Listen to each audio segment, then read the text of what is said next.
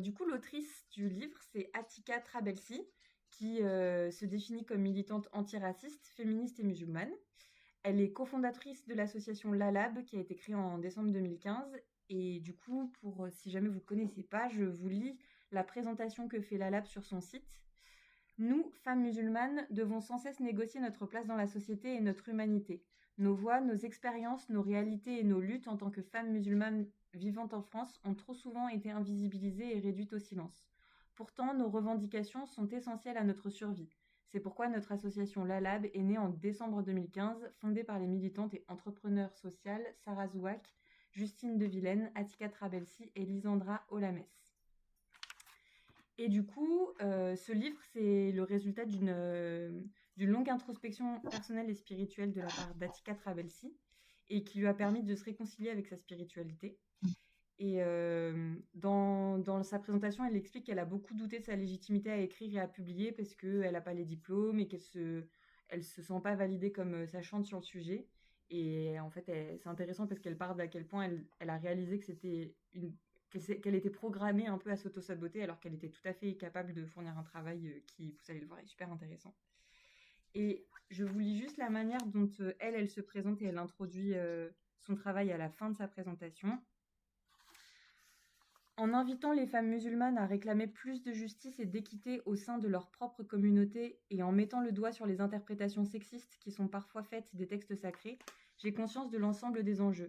Moi, Atika Trabelsi, déjà bien étiquetée par mon passé de féministe musulmane et voilée, j'ai bien conscience qu'une instrumentalisation de mes propos à des fins islamophobes sera certainement réalisée et que des débats houleux intracommunautaires et même au sein de ma propre famille seront alimentés. Mais qu'on ne s'y trompe pas, ce qui m'importe en prenant la plume pour partager les histoires de ces 15 femmes musulmanes ayant contribué à l'essor et au développement de l'islam, c'est avant tout d'offrir aux femmes musulmanes d'aujourd'hui et à leurs alliés des ressources et des outils leur permettant de revendiquer leur légitimité. Ensuite, il y a une préface de Malika Hamidi sur laquelle je vais passer assez rapidement, mais en vrai, en discussion, si vous voulez, on pourra en parler. Et donc, Malika Hamidi, c'est une autrice et docteure en sociologie française se décrit comme sociologue du féminisme musulman. Elle explique en gros en présentation que dans l'espace occidental, les femmes musulmanes, elles étaient un peu coincées dans le rapport entre un islam qui était considéré comme obscurantiste et, entre guillemets, face à un Occident qui se veut et qui se croit, entre guillemets, éclairé. Et que ça s'est accentué après les attentats du 11 septembre 2001, depuis lequel l'islam a été vraiment diabolisé. Donc Malika Hamidi rappelle que le corpus religieux a principalement été interprété par des hommes et que ça a renforcé une approche patriarcale du statut des femmes qui était contraire au principe égalitaire entre les genres. Et elle rappelle l'importance de l'utilisation de l'ijtihad dynamique. Et donc ça, c'était ce qu'on avait vu un peu aussi sur le travail d'Amina Wadoud, sur le fait que c'était une stratégie qui était importante pour réformer les interprétations sexistes de la jurisprudence notamment. Voilà. Ensuite, Atika Trabelsi, donc là on passe à l'ouvrage. Elle introduit le chapitre concernant les pionnières. Je vais vous lire la manière dont elle l'introduit. Donc, les pionnières, ces femmes, elles avaient toutes une approche de la spiritualité non figée et non subie. Elles ont toutes osé quelque chose de nouveau, de leur propre initiative, quitte à frontalement remettre en question l'ordre établi. Ce que je retiens de leurs histoires, c'est qu'elles ont osé évoluer au gré de leurs envies, de leurs ressentis et de leur temps. Elles étaient foncièrement libres et se sentaient profondément écoutées. J'ai tiré une conclusion de leurs histoires. Pour vivre ma foi avec sincérité et apaisement, je dois m'autoriser à rejeter toute approche de la spiritualité qui a tendance à s'assujettir à des normes sociétales, à me figer dans une époque donnée, bien loin de nos réalités actuelles et à dépasser les représentations déformées par le patriarcat. S'autoriser à questionner, à oser, à s'exprimer, serait-ce le premier pas pour devenir pionnière de nos vies, pionnière de nos spiritualités. Donc, elle commence du coup avec Khadija. Et c'est intéressant parce qu'à chaque fois, en préambule, elle explique pourquoi elle a choisi cette femme en particulier, la présentation de cette femme en particulier. Et du coup, c'était important quand même pour elle que Khadija soit évoquée, même si elle a conscience qu'elle est déjà très visibilisée. Mais ça a été une femme centrale dans son parcours à elle. Donc voilà, elle a voulu en parler en premier lieu. Et Du coup, elle parle en introduction du fait que pendant son enfance, elle a été exposée à de nombreuses injonctions patriarcales et qu'elle décrit comme, je cite, davantage dictées et justifiées par le volet religieux. J'avais un paragraphe à lire là, mais je vais peut-être pas lire tous les paragraphes à chaque fois que je l'ai noté, sinon on va pas s'en sortir. Et du coup, elle s'est demandé comment questionner le sacré sans prendre le risque de se voir accusée de blasphème. Et parce qu'on lui opposait toujours que la logique patriarcale qu'elle relevait était construite sur des fondements qui étaient théologiques a priori. Et du coup, en utilisant l'histoire de Khadija au sein de son environnement à elle, elle a pu contre-argumenter grâce à cette figure qu'elle qualifie de puissante alliée. Donc, Khadija, elle est née en 555 à la Mecque, et on sait très peu de choses de son enfance, mis à part qu'elle est née d'une union entre un marchand prospère, qui avait beaucoup d'argent, de la tribu des Quraishites. Est-ce que je le dis bien ou c'est Quraish? Je sais pas. Non, c'est bon. Quraishites. Pour moi, ouais. Quraish. Il y a Quraish. Quraish. Ah non. Et ouais, à La chaque fois tribu quand des Quraish, ou les Quraishites. Parce qu'à chaque fois que je l'entends, c'est pas la même chose que quand je le lis, en tout cas dans Quraish. Ouais, elle dit la tribu des Quraish, ouais. Ok. Et donc, son père, c'était un marchand prospère des Quraysh, et sa mère, c'était une Mécoise qui s'appelait Fatima. Je sais pas pourquoi je me dis ça. Donc, pour rappel, les Quraysh, c'était une grande tribu qui contrôlait la Mecque, constituée de clans cousins et qui se partageaient le pouvoir et la richesse de manière assez inégale. Donc, Khadija, elle a vraiment manqué de rien. Elle a reçu une éducation qui était considérée comme très avancée dans un contexte où l'éducation des filles était vraiment pas une priorité. Et elle a elle-même intégré la sphère des commerçants et commerçantes de la Mecque, surtout des commerçants, donc qui était un monde très largement dominé par les hommes. Et lorsqu'elle a 25 ans, son père meurt en guerre et du coup, elle se retrouve à gérer toutes les affaires familiales qui lui sont confiées parce qu'elle avait appris à le faire. Et elle s'est retrouvée du coup à la tête d'une des affaires les plus prospères de la région. Et elle a réussi à faire fructifier ce commerce. Et voilà, tout ça en ayant une équipe essentiellement d'hommes qui étaient à son service. Et elle a vraiment construit un empire économique. Et elle possédait à elle seule plus de caravanes que tous les autres marchands Quraysh réunis. Donc vraiment, c'était la big boss. Et elle était très très respectée et estimée pour ça. Et donc l'autonomie et l'indépendance sont vraiment très importants pour elle. Elle se marie à 2 reprises. Son premier mariage se termine par un divorce et son second conjoint meurt. Et elle a 3 enfants de ses 2 premières unions. Et parmi ses employés, elle rencontre un jeune homme d'une vingtaine d'années qui était orphelin de père et de mère et qui avait pas beaucoup de ressources. Et il attire son attention parce qu'il est très honnête, très motivé, compétent, très investi dans son travail. Et donc, elle lui confie de plus en plus de responsabilités et il devient un de ses hommes de confiance. Et après plusieurs années à le côtoyer, elle est vraiment sûre de son désir de l'épouser. Et elle ne sait pas trop comment faire. Du coup, elle envoie une de ses copines, Nafaïssa, pour l'informer qu'elle souhaitait fonder un foyer avec lui. Et lui, il n'a pas trop compris parce qu'il lui disait qu'il n'avait pas les moyens d'entretenir sa famille. Et en plus, Khadija était très courtisée par des personnes riches, voilà, et puissantes d'un point de vue économique et politique. Et du coup, elle a dit, mais il n'y a pas de problème, moi je subviendrai à tous les besoins du foyer. Et donc voilà, donc ils se sont mariés et ils deviennent parents de 6 enfants. Et donc, c'est le prophète Mohammed, qui n'était pas encore prophète à cette époque, paix et bénédiction sur lui. Et donc, à un moment de leur vie commune, Mohammed, il éprouve un grand besoin de solitude et il s'en va, il prend du temps dans les montagnes qui avoisinent et il s'en va de plus en plus souvent. Et Khadija, elle reste un soutien solide dans ces moments-là, alors qu'il est vraiment dans une période de grande remise en question, de doute, de questionnement. Et l'année 610, ça marque un tournant. C'est l'année où, sur le mont Hira, Mohammed rencontre, je mets entre guillemets, une créature déroutante, un être de lumière visible, quelle que soit la direction du regard, et dont la présence provoque l'effet d'une étreinte insoutenable sur tout son corps. Et donc pendant cette période, Khadija, elle est toujours un soutien indéfectible et d'un grand réconfort pour lui face à des personnes qui ne le soutiennent pas dans le reste de son entourage. Et elle lui permet aussi d'avoir des réponses auprès de son cousin à elle, Waraka, qui était un chrétien nestorien ou nazaréen et spécialiste de l'étude des textes sacrés.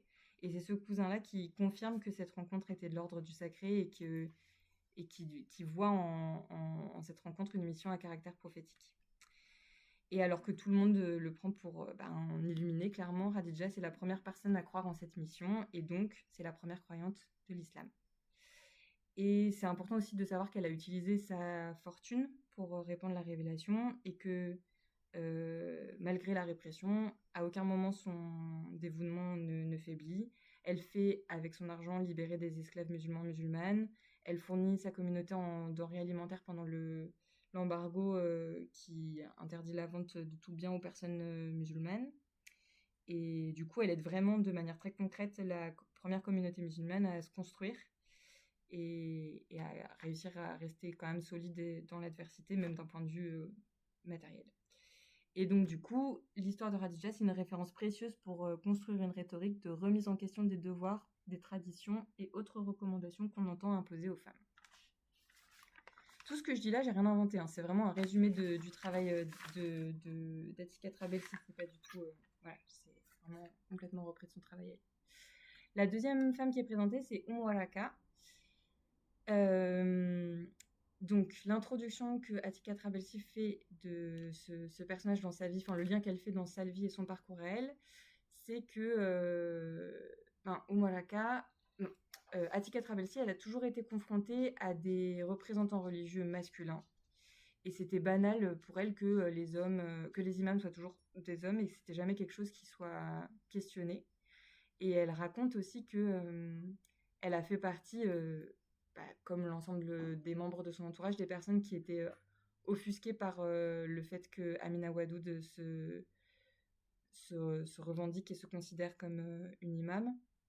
Et elle considérait à cette époque que c'était une bid'a, je ne sais pas si je prononce bien, c'est-à-dire une chose inventée qui ne se base sur aucun modèle religieux précédent et qui était donc proscrit par conséquent. Et en fait, elle s'est rendue compte de cette erreur en découvrant l'histoire d'Waraka, qui est une des premières femmes qui a occupé la fonction d'imam à l'époque du prophète. Paix et bénédiction sur lui. Et du coup, est-ce que je fais juste un rappel, parce que moi, je savais pas. Que pour les musulmans et les musulmanes sunnites, l'imam, c'est la personne qui guide la prière en collectivité. Et pour les chiites, on parle davantage de shir ou de molla. Et le mot imam, ça a une signification qui est plutôt relative à la descendance vraiment directe du prophète. Et du coup, vu que l'islam sunnite est majoritaire en France, Atika Trabelsi utilise le terme imam pour désigner la personne chargée de guider la prière collective. Donc c'est comme ça qu'il faudra le comprendre pendant cette présentation. Donc Waraka, elle est née vers 600 à Yathrib, qui est à quelques kilomètres de la Mecque. Et donc c'est à une époque où le prophète prêche ce nouveau monothéisme dans une religion qui était vraiment dans une région qui était vraiment contrôlée par une idéologie polythéiste. Donc Waraka, elle est tout de suite très intéressée par ce message égalitaire, inclusif, qu'elle considère comme novateur et qui remet en question un grand nombre de coutumes. Et du coup, elle se proclame rapidement adepte de cette religion, et elle tente d'en suivre les préceptes à distance, parce qu'en vrai c'était à quelques kilomètres, mais à l'époque c'était loin pour elle. Et il y a diverses alliances qui se font entre Yathrib et la Mecque, parce que je ne vais pas aller dans le détail là-dessus, mais en gros, dans l'histoire des personnes politiques à Yathrib, il y avait une sensibilité au fait que la population musulmane à la Mecque puisse être persécutée pour des préceptes dogmatiques. Et du coup, il y a eu une invitation des dirigeants de Yathrib à venir se réfugier, si jamais c'était un souhait de la population musulmane, de venir à Yathrib. Et donc, il y a même en 621, il y a 70 habitants et habitantes de Yathrib qui se rendent en pèlerinage à la Mecque afin de prêter allégeance à Mohammed, et qui lui officialise la protection qu'il lui propose, quoi. Et en fait, donc quelques temps après, vu que la répression augmente et de plus en plus forte contre la population musulmane, la communauté musulmane de la Mecque s'installe vers Yathrib. Et du coup, Waraka, à cette occasion, peut vraiment passer beaucoup de temps auprès du prophète, paix et bénédiction sur lui, et de ses compagnons et compagnonnes. Et à cette époque-là, elle fait vraiment beaucoup d'efforts pour retenir les enseignements et questionner beaucoup le prophète et son entourage sur le sens des messages révélés. Et en fait, du coup, elle devient, sans le savoir, une des premières et des rares transmettrices orales qui permettront plus tard la compilation des révélations sous la forme du livre. Et elle devient vraiment compagnonne du prophète qui lui accorde une grande confiance et qui met en avant son humilité, sa piété, son savoir et son intelligence. Et en 623, il y a de plus en plus de musulmans et musulmanes en ville à Yathrib et ça renforce le besoin de nouveaux lieux de culte. Et du coup, le prophète Mohammed, paix et bénédiction sur lui, demande à Waraka d'être responsable de la gouvernance de la prière dans son quartier. Et du coup, elle met sa maison à disposition des croyants et des croyantes. Et détail qui est très important, je l'avais pas mis sur le diapo, il aurait fallu, c'est que pour l'accompagner, il y a un muezzin qui est mis à sa disposition pour assurer un appel à la prière qui soit audible dans tout le quartier. Et on verra plus tard pourquoi c'est très important ce détail-là qui n'en est pas un. Et donc Waraka, elle prend cette fonction très à cœur, et c'est également aussi une femme d'action parce qu'elle, lors de l'annonce d'une bataille contre les chefs Quraysh, elle se porte volontaire pour se rendre au front, mais le prophète, paix et bénédiction sur lui, il refuse parce qu'il considère qu'elle a trop de responsabilités en tant que guide au sein de la communauté à Yathrib, et du coup il souhaite il demande de plutôt rester à Yathrib. Et donc même après la mort du prophète, elle occupe une place majeure dans le développement et l'essor de l'islam, pardon. Elle a un rôle politique très stratégique sous le califat d'Omar et sous le califat d'Othman. Elle fait vraiment partie du comité des savants et savantes qui transcrivent et compilent le Coran. Et aujourd'hui, il n'y a personne qui conteste que le prophète lui-même avait nommé Waraka pour diriger la prière dans son dar. Et justement, c'est ce mot-là qui permet à des personnes de nier le fait qu'elle était responsable du quartier, parce que dar, en arabe, ça peut signifier maison ou quartier. Et du coup, aujourd'hui, il y a certains dirigeants musulmans qui refusent le droit aux femmes de diriger des prières mixtes, partant du principe que le prophète, paix et bénédiction sur lui, avait demandé à Waraka de juste diriger la prière dans son propre foyer. Et c'est du coup les remises en question qui peuvent être faites de ce postulat-là, c'est que ça n'a pas trop de sens de se dire que elle aurait pu travailler avec un muezzin si c'était juste pour diriger la prière dans son foyer à elle.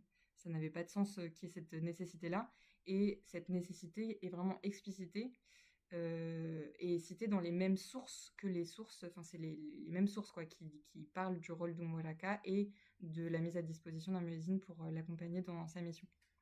Donc en fait, ça remet en question sa légitimité sur quelque chose qui est de la même source, donc ça n'a pas de cohérence, quoi. Et voilà, donc Atika Trabelsi, elle conclut en disant que celles et ceux qui s'opposent à la légitimité de l'imama français font abstraction d'années d'histoire à travers des interprétations des textes et des traditions qui sont profondément sexistes. Et elle rappelle donc que Waraka, c'est un bon moyen de se souvenir que c'est nécessaire de faire la conjonction entre une réelle démarche scientifique d'analyse historique et la spiritualité islamique pour réécrire une histoire qui est défaite le plus possible des interprétations patriarcales.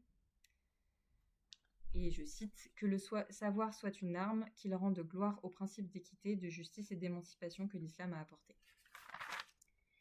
Et la troisième femme, c'est Rabia al-Adawiya.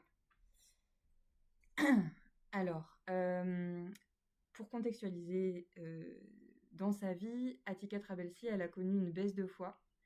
C'est très intéressant ce passage-là. Si vous avez l'occasion de le lire, je vous encourage à le lire parce que du coup, elle explique comment, en fait, son intérêt grandissant pour le féminisme et la question des droits des femmes et voilà, la remise en question des injonctions patriarcales qu'elle avait toujours vécues ont eu un impact très fort sur sa foi parce que les injections sexistes qu'elle vivait au sein de sa communauté de foi lui permettaient pas d'avoir un discernement en fait à ce moment-là sur ce qui relevait de sa foi et ce qui relevait de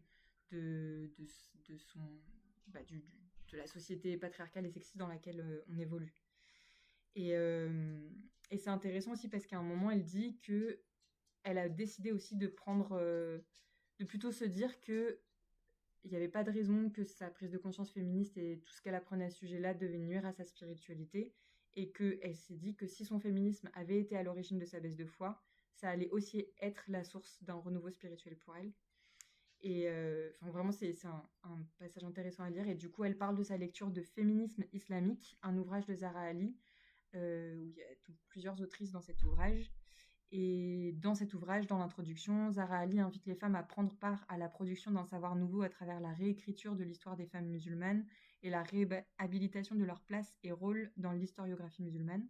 Et c'est comme ça qu'Atika Trabelsi a commencé le travail sur cet ouvrage-là, l'ouvrage qu'on est en train d'étudier. Et du coup, c'est pendant ces recherches-là qu'elle a découvert Rabia al-Adawiya, et son histoire l'a beaucoup touchée, donc elle voulait la partager.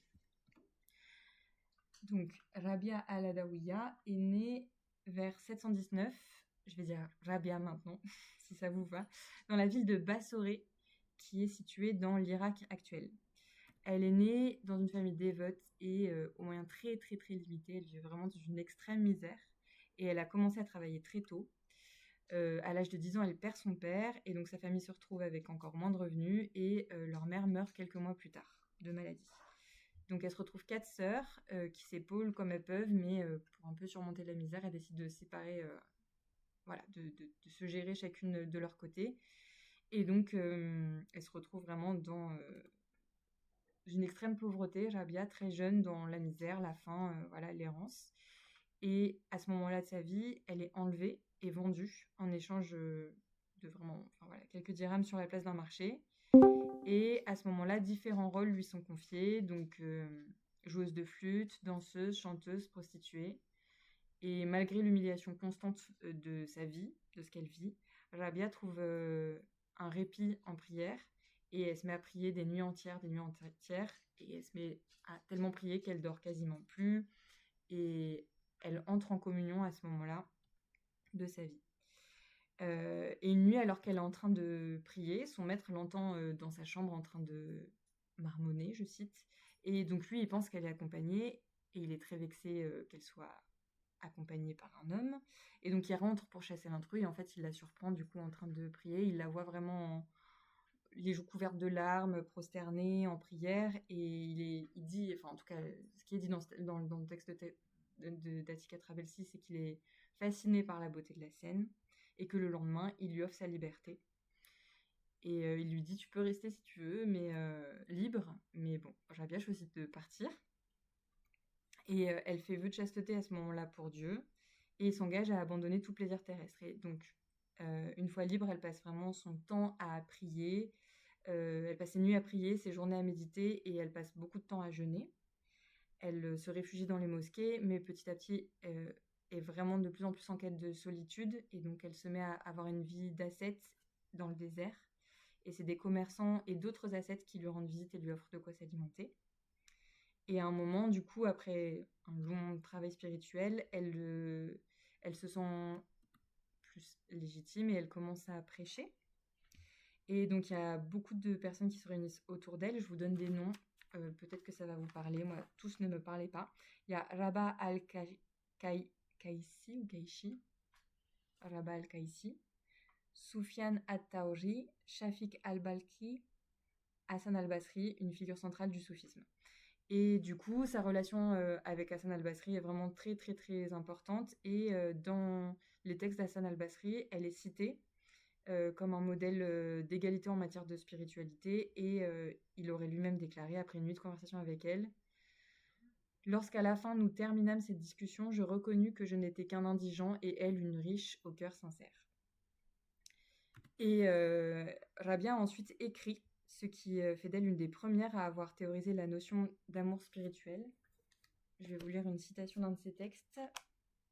« Mon Dieu, si je t'adore par crainte de ton enfer, brûle-moi dans ces flammes, et si je t'adore par crainte de ton paradis, prive-moi. Je ne t'adore, Seigneur, que pour toi, car tu mérites l'adoration. Alors ne me refuse pas la contemplation de ta face majestueuse. » Et elle meurt à 80 ans. Et voilà, sa vie a été complètement marquée par un dévouement complet, difficilement égalable quand même à l'amour divin. Et c'était quand même une période où les conquêtes musulmanes étaient vraiment prospères et qu'il y avait voilà, l'opulence, l'argent, l'apparat qui gagnait du terrain. Et sa présence et son existence sonnaient pour ses contemporains et ses contemporaines comme une rappel quand même d'un appel à plus d'authenticité, à un amour du divin dépouillé, un petit peu plus enfin, voilà, spirituel et éternel. Et du coup, l'histoire de Rabia rappelle que la spiritualité, c'est une forme de liberté et que si on fait le choix de s'y adonner avec la plus grande sincérité, rien ni personne ne peut interférer dans cette relation à Dieu. Et voilà.